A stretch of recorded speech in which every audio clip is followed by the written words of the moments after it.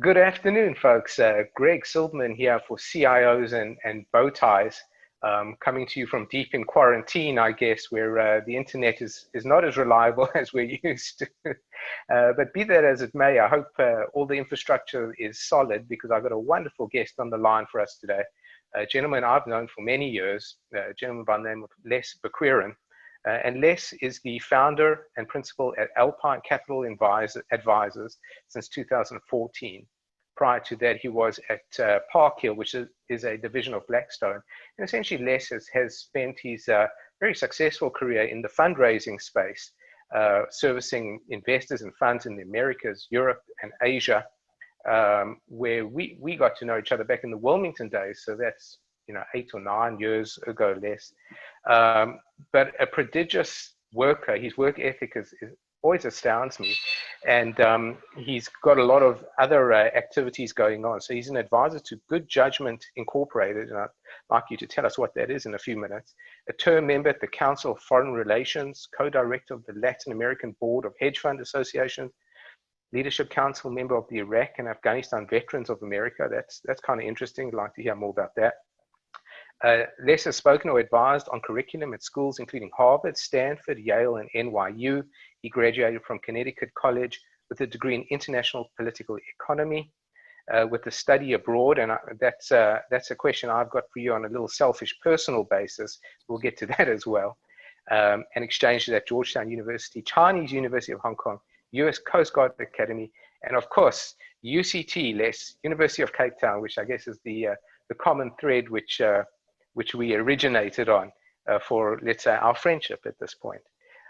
He is an alternative rock fan, records with the music project called C for Days. He lives in New York with his wife and 4 children. My goodness, Les, where do you find the time? Well, welcome to CIOs and Bow Ties.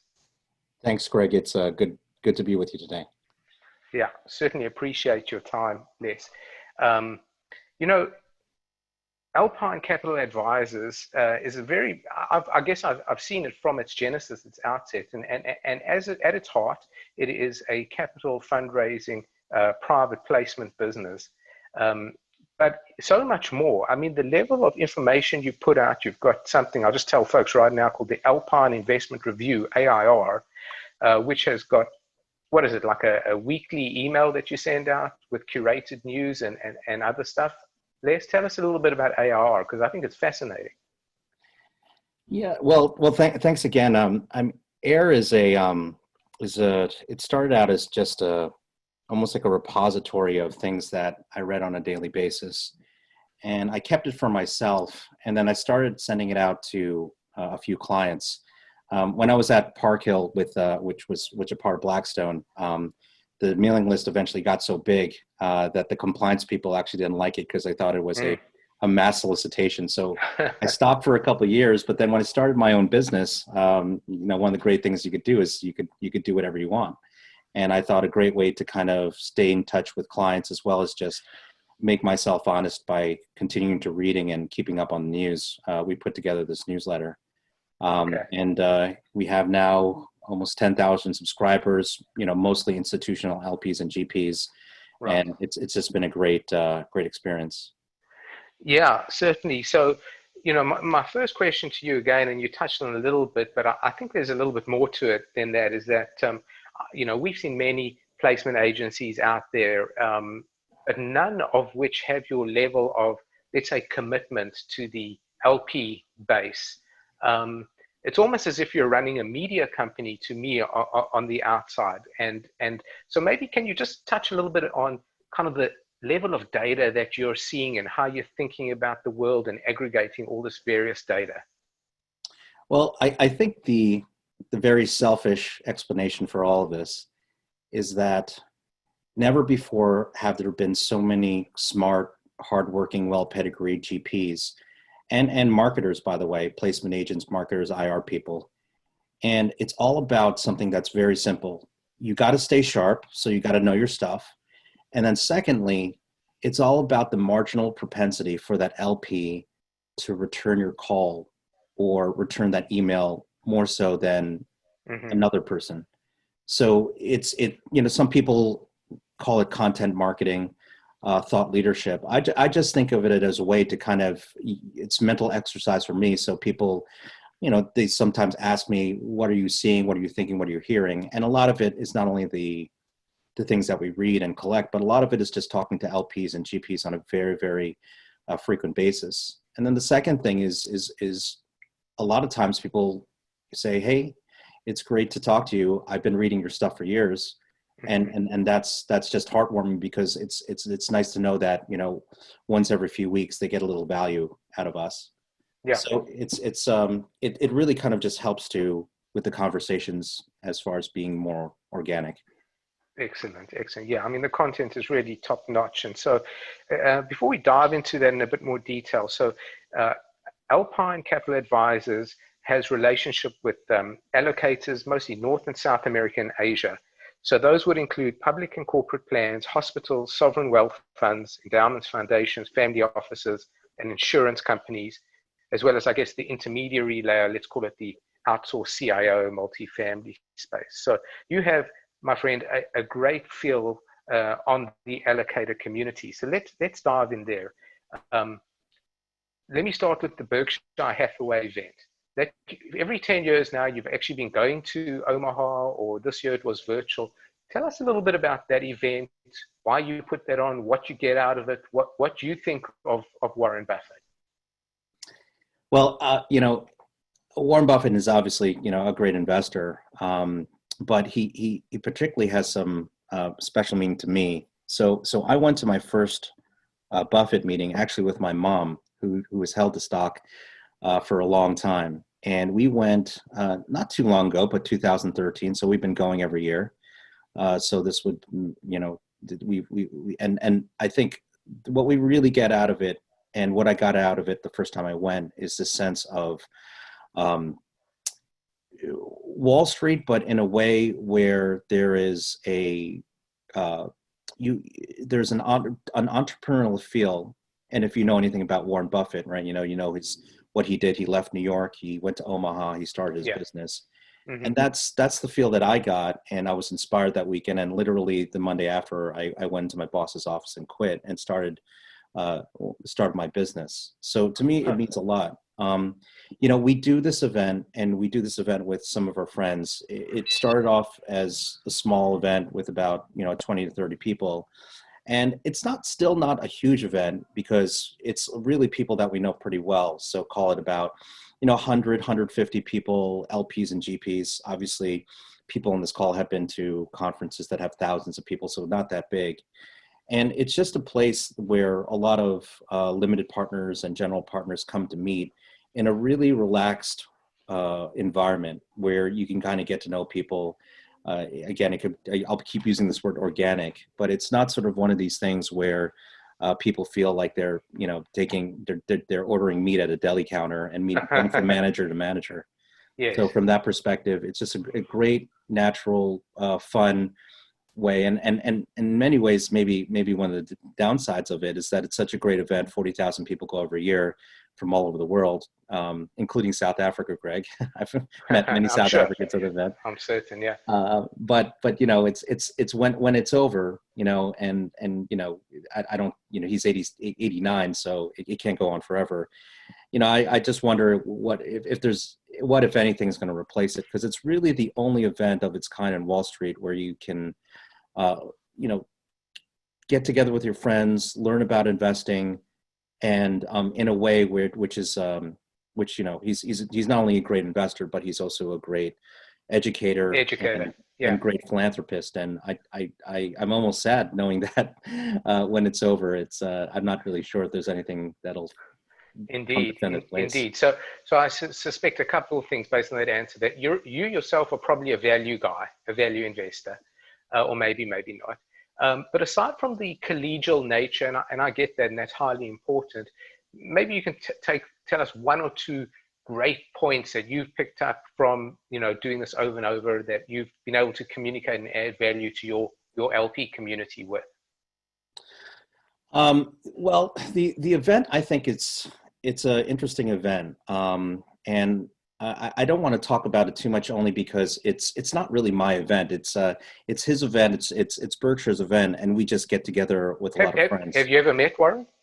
I have not. I've been in his presence and I've met some of his team members. He doesn't have many employees, but I've been lucky to meet some of those people.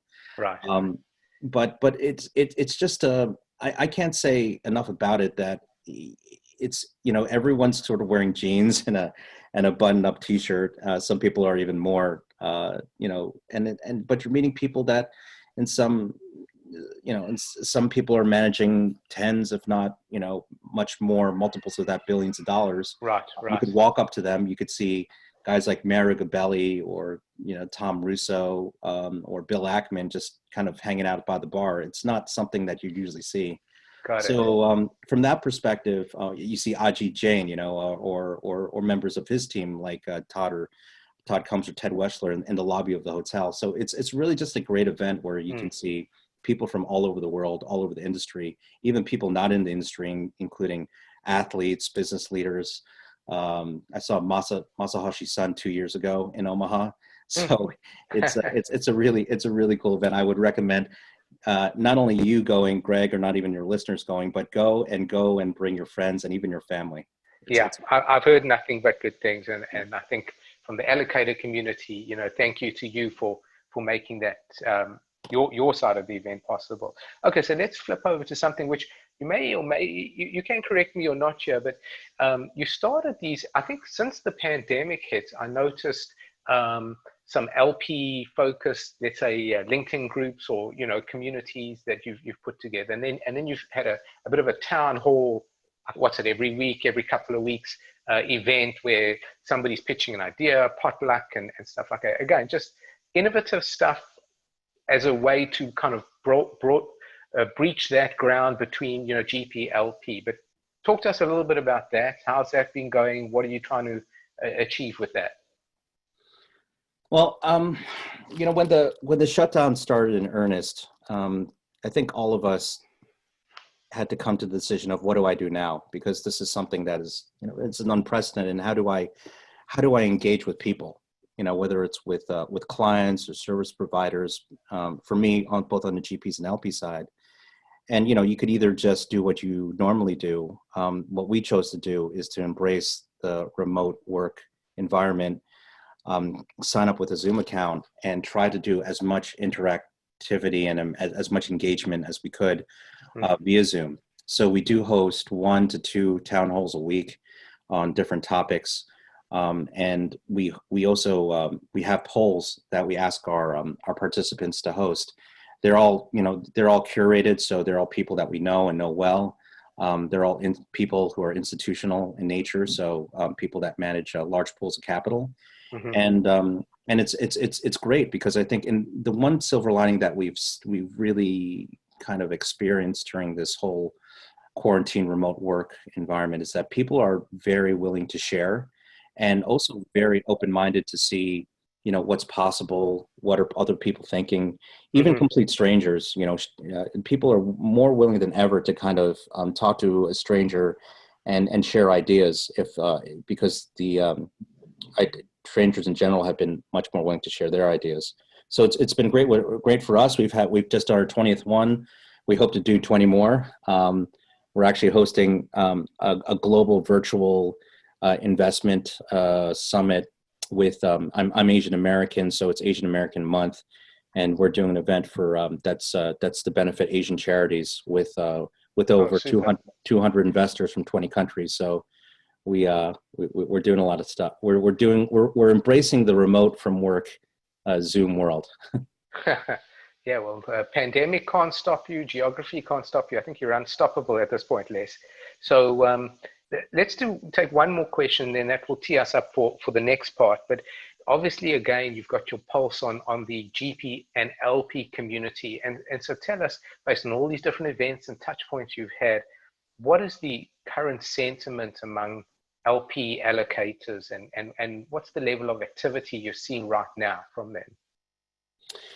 Yeah, I mean, it's the question, especially for a placement agent. I'm sort of I'm a hammer looking at LPs and seeing every LP else in mail. But you know, I would say that the mood is fairly cautious, and whatever activity that's been happening has been around the edges.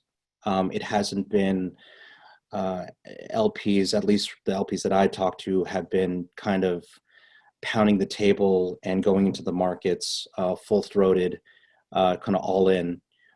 We've seen, you know, we've seen activity, but it isn't. It certainly, if you take a look at the markets shooting straight up, we haven't heard a lot of stories where a lot of our LPs have acted in sort of like the weeks of March 23rd and the depths of the COVID crisis. Too quick. Yeah. So I do think that people, it's not that people are working harder than they ever have, but as it's a fact, right? There's just so many unknowns, and many of these institutions have, you know, very unique issues, like for instance, hospitals, of course, and then even endowments, right? I just heard, I think yesterday, that University of California is not going to open school until 2021. I saw that. Yeah. Yeah. So what does that do to revenues? On campus, you mean, right? On campus, yeah. Yeah. So what does that do to revenues? You know, whether it's, you know, tuition, sports, continuing ed, even donations. You know, in a recession, you know, would donations move lower? So I think there is the denominator and the numerator side to the equation, and there's uncertainty about both sides for certain institutions. I would say probably even most institutions. So yeah, so uncertainty is the standing emotion of the day. However, these pools of capital are very long life pools of capital. So, you know, 3-week rebounds in markets is really just too short to do anything. So kind of get that. So with that as a backdrop, we're going to take a short break. We're going to come back. I'm going to ask Les more about distinctive investment classes. So before we leave, I encourage the listeners to hop over to ACA Capital Advisors, Alpine Capital Advisors, and you can actually subscribe to AIR, the newsletter, which has phenomenal curated news as well as a bunch of statistics, which we'll go into in greater detail in the second part. So hang with us.